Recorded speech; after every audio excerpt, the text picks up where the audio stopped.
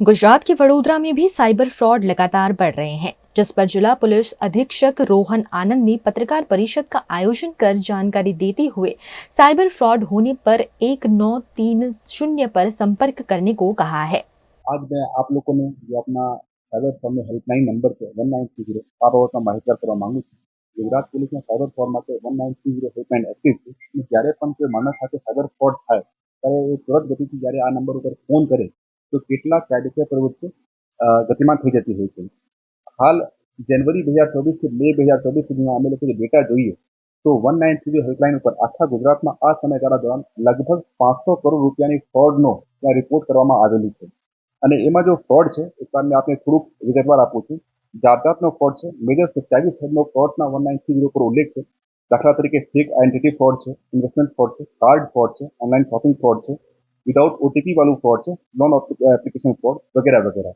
અને આ ટોટલ 504 કરોડ જે અમાઉન્ટ મેં કહી રહ્યા છે જાન્યુઆરી 2024 થી મે 2024 સુધીનો, એમાં જો મોટા ભાગે જોઈએ તો જે ઇન્વેસ્ટમેન્ટ ફ્રોડ એટલે કે શેર માર્કેટ સ્કેમ જો છે એની અમાઉન્ટ લગભગ 250 કરોડ રૂપિયા જેટલી છે। અને એની પાછળ ફેક આઈડેન્ટિટીનો ફ્રોડ છે તેમાં 50 કરોડ રૂપિયા જેટલું, કાર્ડનો ફ્રોડ 31 કરોડ રૂપિયા જેટલું, ઓનલાઈન શોપિંગ ફ્રોડ લગભગ 15 કરોડ રૂપિયા જેટલું, વિધાઉટ ઓટીપી વાળી ફ્રોડ લગભગ 20 કરોડ રૂપિયા અને બાકી નાના નાના ફ્રોડ પણ સિંગલ ડિજિટ્સમાં છે એમની એન્ટ્રી।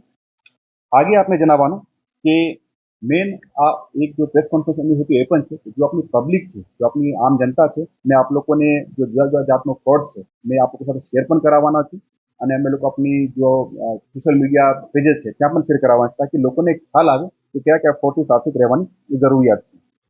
બીજી વાત, સાથે સાથે એવેરનેસ માટે હું 3-4 બીજા પગલાઓ જે સામાન્ય એસઓપી છે એ પણ મેં આપ લોકો મારફતથી જાહેર જનતાને જણાવવા માંગુ છું। ફોર એક્ઝામ્પલ એક ખૂબ જ સામાન્ય વાત છે કે આપના ઓટીપી કે પાસવર્ડ કોઈ સાથે શેર નહીં કરવાનું।